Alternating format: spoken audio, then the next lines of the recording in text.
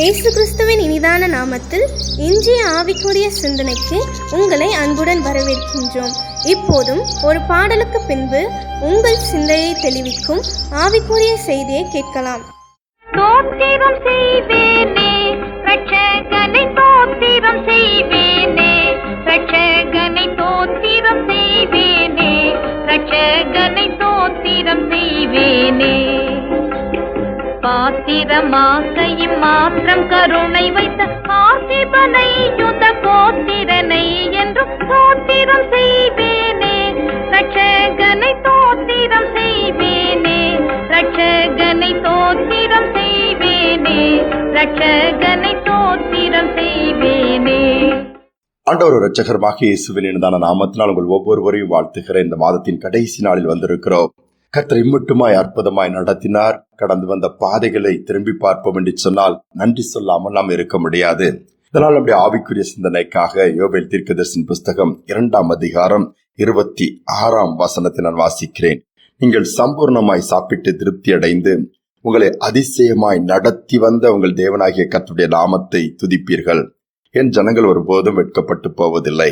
இதில் ஒரு வசனத்தின் ஒரு பகுதி சொல்லுகிறது, நீங்கள் உங்களை அதிசயமாய் நடத்தி வந்த உங்கள் தேவனாகிய கர்த்தர் என்று சொல்லப்பட்டிருக்கிறது. இந்த மாதத்தை திரும்பி பார்ப்போம் என்று சொன்னால் ஒருவேளை பாடுகளின் பாதையில் கடந்து போயிருக்கலாம். உபத்திரவங்களின் பாதைகளை நெருக்கப்பட்டு நீங்கள் ஒவ்வொரு நாளும் சோர்ந்து போய் இந்த மாதத்தின் முடிவிற்கு நீங்கள் வந்திருக்கலாம். ஒருவேளை கஷ்டத்தையும் நஷ்டத்தையும் சந்தித்திருக்கலாம். பலவீனமாயிருக்கலாம். ஒருவேளை எதிர்பார்த்தது ஒன்று நடந்தது ஒன்றாக இருக்கலாம். ஆனால் பலவித காரியங்கள் தான் நம் முன்பாக வந்து கொண்டே இருக்கும். இந்த மாதம் எவ்வளவு கஷ்டமா இருந்து தெரியுமா, எவ்வளவு பாடுகள் என்று சொல்லிதான் கேட்டால் சொல்வீர்கள். ஆனால் இவற்றின் மத்தியிலும் ஆண்டோடைய நடத்துதல் எவ்வளவா இருந்தது என்று நீங்கள் ஒரு நாள் அல்லது கொஞ்ச நேரம் ஆண்டோர் சமூகத்தில் உட்கார்ந்து யோசிக்க ஆரம்பிப்பீர்கள் என்று சொன்னால் உங்களால் நன்றி சொல்லாமல் இருக்க முடியாது.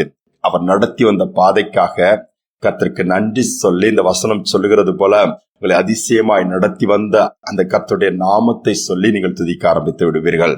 நம்முடைய வாழ்க்கையில நாம் ஆண்டவர் சமூகத்தில் உட்கார்ந்து ஒவ்வொரு நாள் முடிவிலும் தியானித்து ஆண்டவரே எவ்வளவு அழகாக நடத்தினீர் என்று சொல்லி நாம் நன்றி சொல்லும் பொழுது இன்னும் அற்புதமாய் நடத்த ஆரம்பித்து விடுவார். அநேக நேரம் சோர்ந்து போய் வாழ்க்கையில அப்படி எல்லாமே இப்படிதான் என்று முடிவுக்கு வந்துவிடும். இல்லை, எல்லாவற்றிலும் ஒரு நன்மை கர்த்தர் வைத்திருக்கிறார். ஒரு நன்மை என்று நான் சொல்ல மாட்டேன், பல நன்மைகளை கர்த்தர் வைத்திருக்கிறார். ஒரு அருமையான சகோதரருடைய வாழ்க்கையின் காரியங்களை ஒரு புத்தகத்தில் படித்தேன். அவர் தன்னுடைய பணப்பையை தொலைத்து விட்டார். அவர் திருடன் திருடி தூக்கி கொண்டு போய் விட்டான்.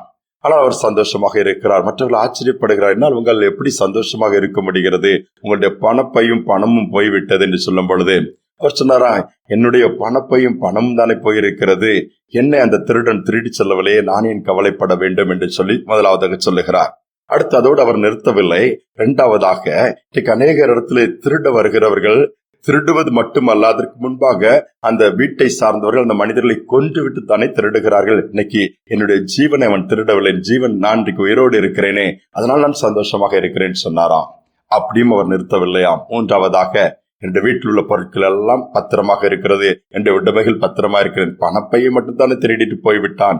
இந்த மாத கடைசியில மீண்டுமாய் நான் ஒருவேளை எனக்கு வருமானம் வரும் பொழுது மீண்டுமாய் பர்ஸ் வாங்கி விடுவேன், அதில் பணம் வந்துவிடும், இதில் என்ன இருக்கிறது என்று சொல்லி நான் ஏன் கவலைப்பட வேண்டும், அதனால் சந்தோஷமா இருக்கிறேன்னு சொன்னாராம். இதோடு விட்டு விடவில்லையாம். அடுத்து சொன்னாராம், நான் என்னுடைய பையும் பணம் தான் திருடப்பட்டது ஒழிய நான் திருடன் அல்ல, அவன் தான் திருடன். திருடன் என்கிறது இவ்வளவு வேதனையான ஒன்று தெரியுமா? திருடன் திருடவும் கொல்லவும் அழிக்கவும் தான் வருகிறான். அவன் தொழில் அதுதான். ஆனால் ஆண்டவர் என்னை ஒரு திருடனாய் வைக்கவில்லை, என்னை அவருடைய பிள்ளையாய் வைத்திருக்கிறார் என்று சொல்லி ஆண்டவருக்கு நன்றி செலுத்துவதோடு மட்டுமல்லாமல் நான் ஏன் கவலைப்பட வேண்டும் என்று சொல்லி சந்தோஷமாய் கடந்து போனாராம். ஆனால் நாம் எப்படி இருக்கிறோம்? 10 ரூபாய் தொலைந்து விட்டால் 10 நாள் புலம்புகிறோம் அல்லவா? எங்க அந்த 10 ரூபாய் வச்சேன்னு தெரியலையே, இங்க தானே வச்சேன். வீட்டுல உள்ளவங்களுக்கு எல்லாம் பிள்ளைகிட்ட கேட்டா நீ எடுத்தியா, வீட்டுக்காரரை கேட்டா நீங்க எடுத்தீங்களா, ஒவ்வொரு காரியங்களிலும் அங்கதான் வச்சு நமக்கு புலம்பிக்கிட்டே இருப்போம்.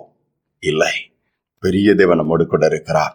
அதிசயமா நடத்துகிற நம்மோடு கூட இருக்கிறார். விபத்துகள் வந்திருக்கலாம், ஆபத்துகள் வந்திருக்கலாம், ஒருவேளை ஆபரேஷன் பாதையில கடந்து போயிருக்கலாம். ஆனாலும் கர்த்தர் ஜீவனை கொடுத்து வைத்திருக்கிறார், இன்னும் வாழும்படியாக வைத்திருக்கிறார். அவைகள் எல்லாவற்றிலும் துணை நின்றிருக்கிறாரு, தொடர்ந்து நடத்துவாரு.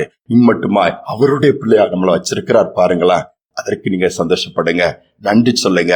ஏனென்றால் அதிசயமா நடத்துகிற தேவன் ஏதோ கொஞ்ச நாட்கள் மட்டுமல்ல, இன்றைக்கு மட்டுமல்ல, என்றைக்கும் அவர் மாறாதவர். அவர் கிருபை என்றும் உள்ளது.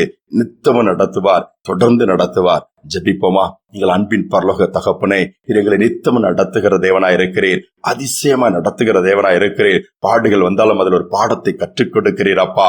பலவீனங்கள் வந்தாலும் அதனுடைய பலனை காணச் செய்கிறீர். சோர்வுகள் வந்தாலும் தட்டி கொடுத்து தூக்கி நிறுத்தி நியமித்த பாதையில ஓட வைக்கிறீங்கப்பா.